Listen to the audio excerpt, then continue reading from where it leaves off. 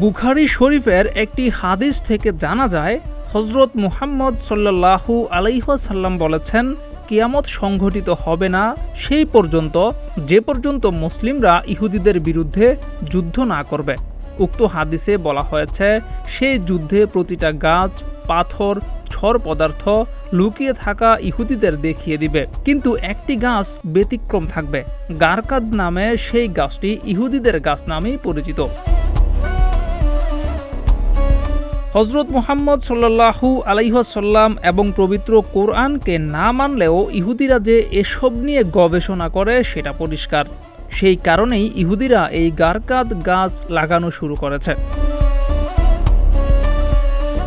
অনেকদিন আগে থেকেই ফিলিস্তিন সীমান্তে এই গারকাদ গাছ লাগাচ্ছে ইহুদিরা, যেহেতু এই গাছ তাদের আশ্রয় দিবে এবং নবীজি সাল্লাল্লাহু আলাইহি ওয়াসাল্লাম বলেছেন, ইহুদিদের সঙ্গে মুসলিমদের যুদ্ধ হবেই, তাই সেটাকে তারা মেনে নিয়ে এই গাছ লাগাচ্ছে। ইহুদিরা হচ্ছে অভিশপ্ত জাতি। এরা একমাত্র জাতি যারা আল্লাহকেই দোষারোপ করেছে। এছাড়া এই জাতি পৃথিবীর ইতিহাসে সবচেয়ে বেশি নবী রাসূলকে হত্যাও করেছে। জিয়াউর রহমান, প্রতিদিনের বাংলাদেশ।